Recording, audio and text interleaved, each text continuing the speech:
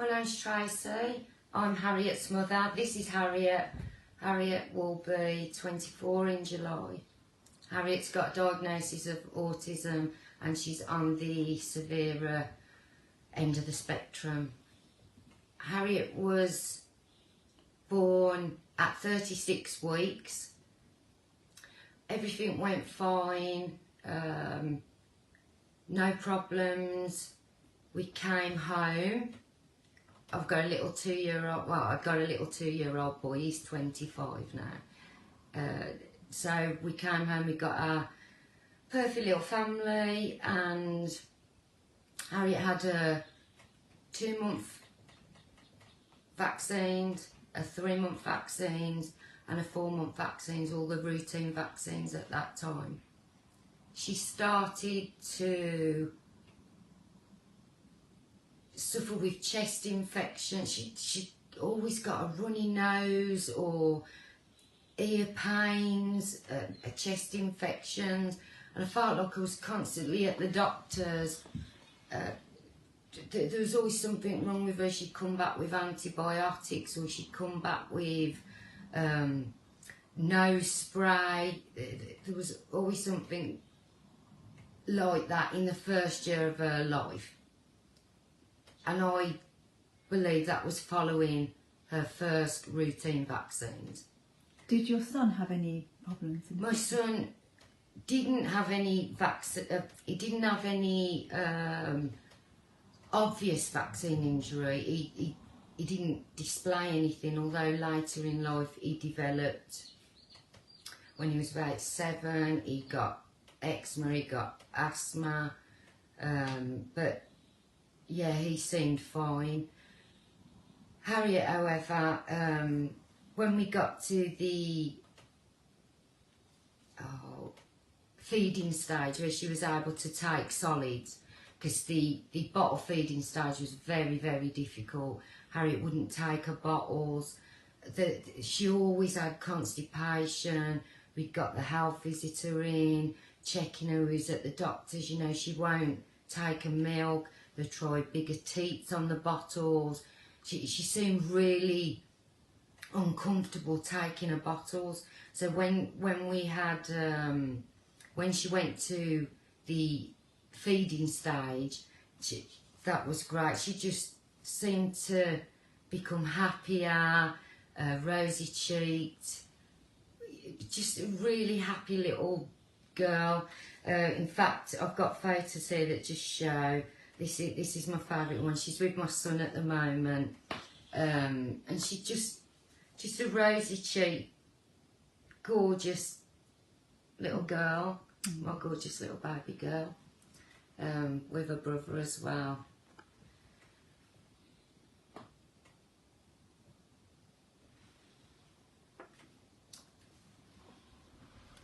We now approaching the MMR vaccine, which is the vaccine that just changed Harriet.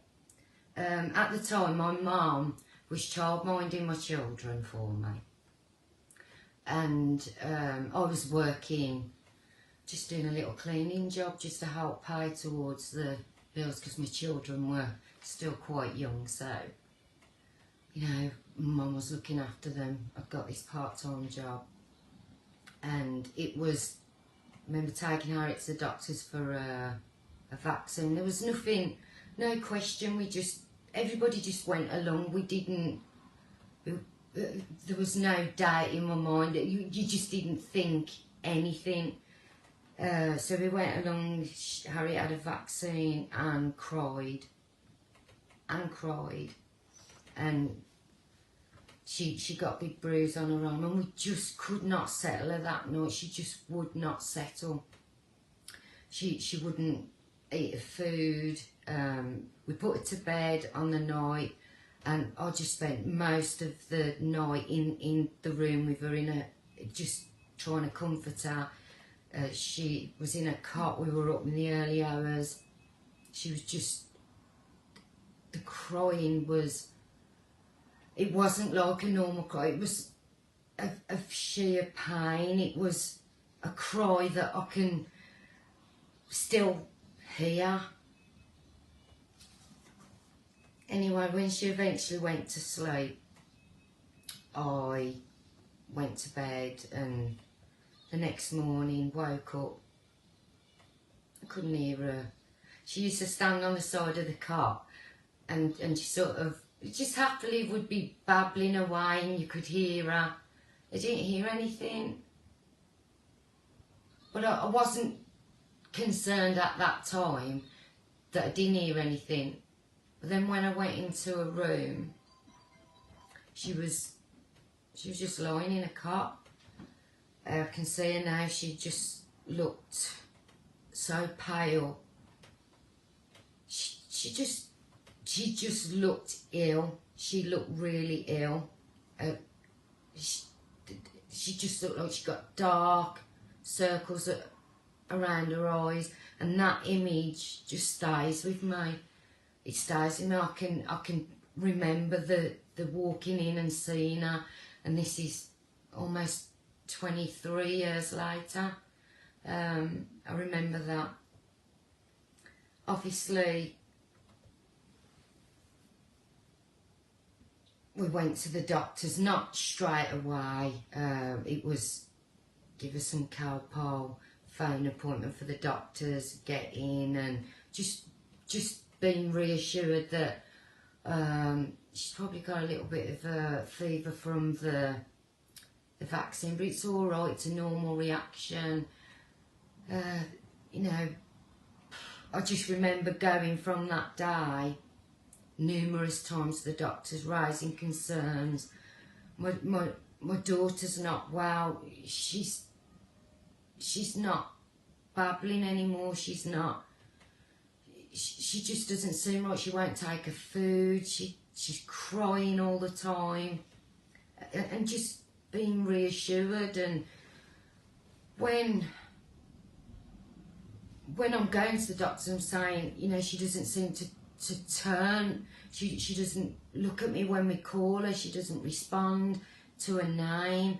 And Harriet started walking really early. She was about 9 months old when she was walking, really steady on her feet, always running around and playing with George.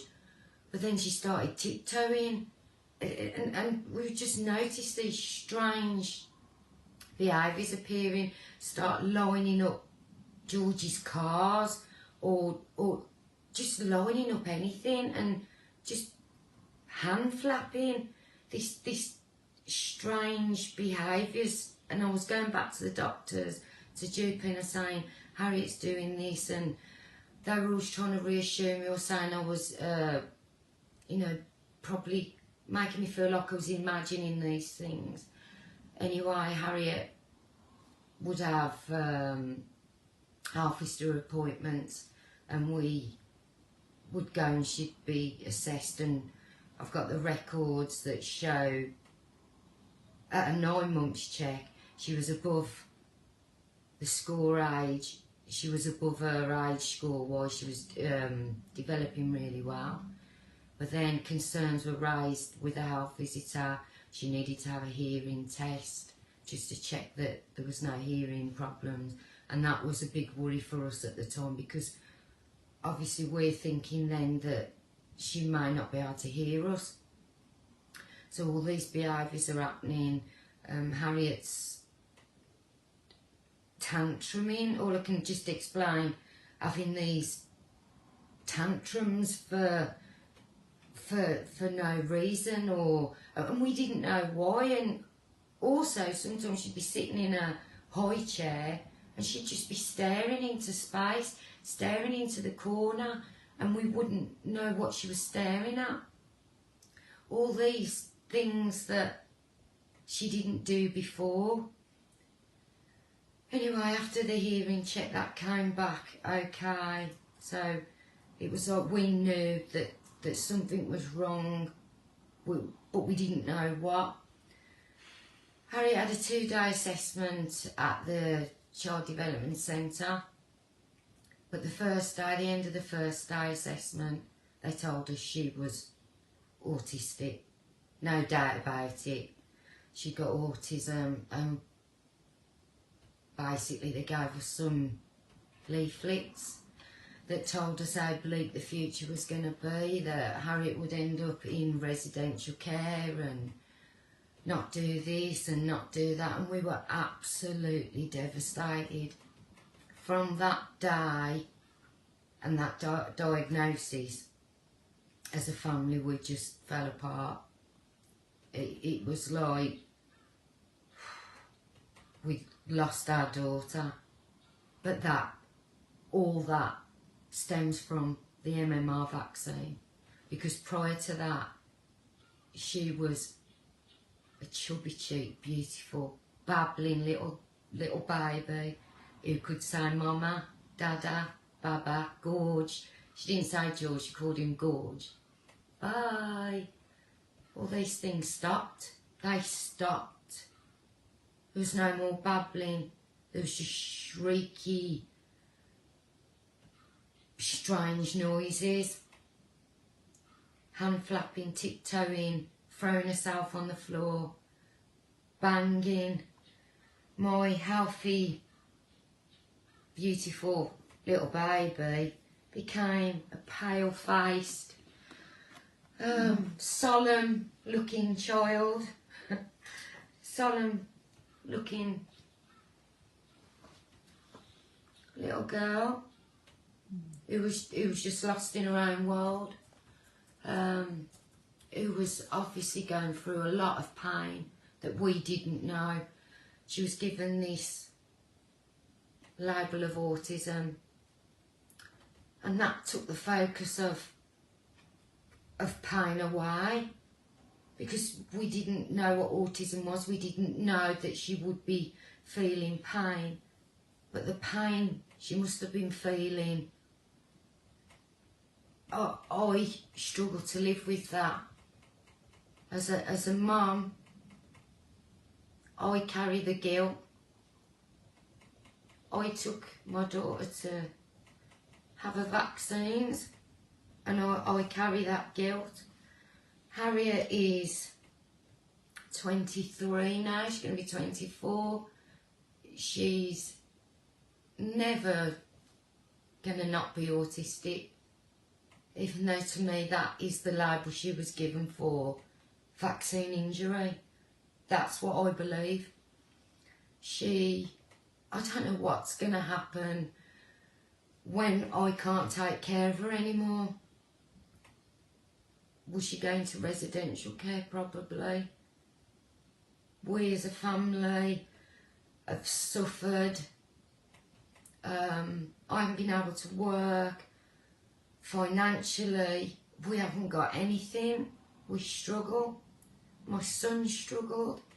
For all the attention myself and my husband had to give Harriet throughout the difficult times till now. He suffered through. We had to give all our attention to Harriet, and he suffered. He didn't get the attention he needed.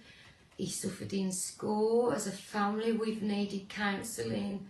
As a child, my son needed counselling to help him come to terms with the difficult family life we've got. We haven't been able to do things that I suppose normal families do.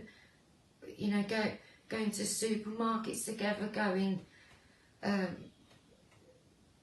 parties, to weddings, to... It's always been one of us has had to be with Harriet, one of us has had to be with George, and never together as a family, and that's been really hard. And it's been really hard seeing my son suffer, and it's made me ill. I've got post-traumatic stress syndrome from the day my daughter was diagnosed, but the day I saw my daughter lying there in that cot. We're coming.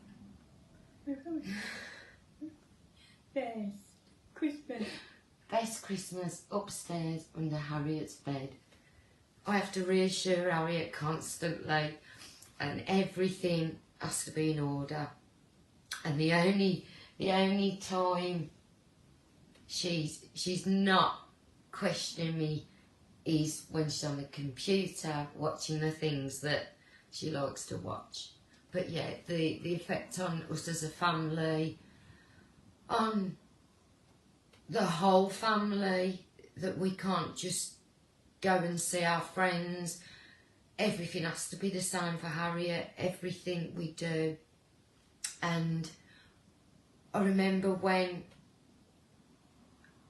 I went to the GP, talking to the GP, had a lovely doctor, a lady doctor. I won't say her name because I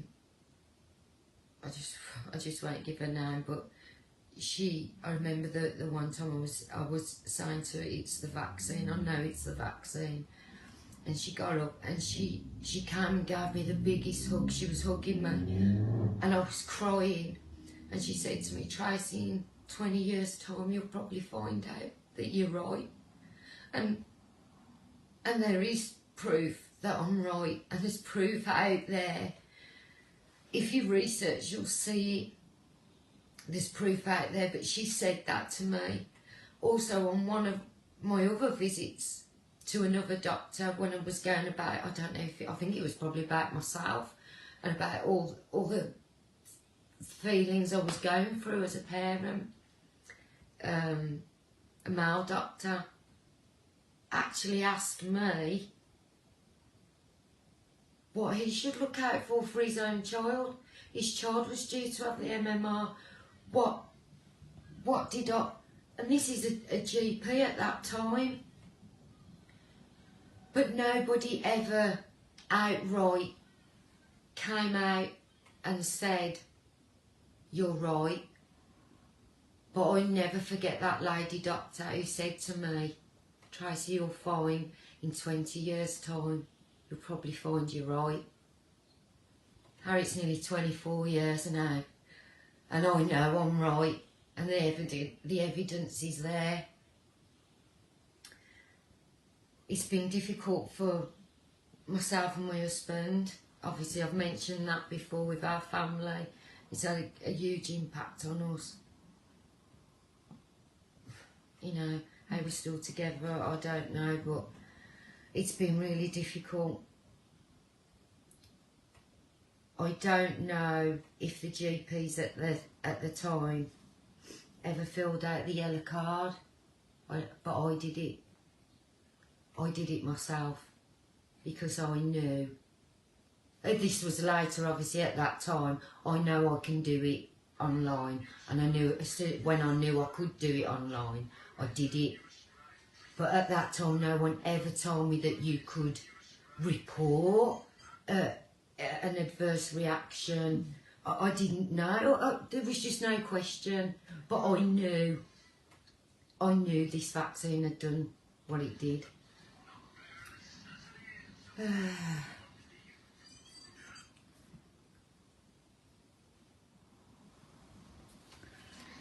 Yeah, so Harriet is looking sweet and innocent at the moment, but Harriet displays very challenging behaviour and has done since she was diagnosed with autism.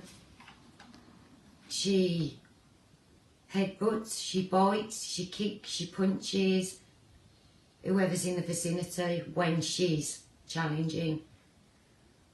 She's had some very difficult placements that she wouldn't have had if she wasn't vaccine damaged, if she wasn't autistic. She's had a very different life to the life she would have had if she wasn't vaccine injured. She's always with myself or a dad or both of us, and if not, if we're lucky, we get a little bit of respite, 2 nights respite every 6 weeks for myself and Nigel to try and get some normality. But even then, we feel the guilt that Harriet's having respite. The whole guilt has made me ill. It's made Nigel ill. And we've just tried to get on the best we can. But I can't forget. I can't stop thinking. And every day and every time I look at Harriet, I think if she hadn't have had the vaccine, how would she be now? I give my permission for this story to be shared, because if it helps anybody else by watching my story, then that's I've done something good's come out of this this injustice, and that's what I think it is, injustice. But yes, I give my permission for my story, Harriet's story, to be shared.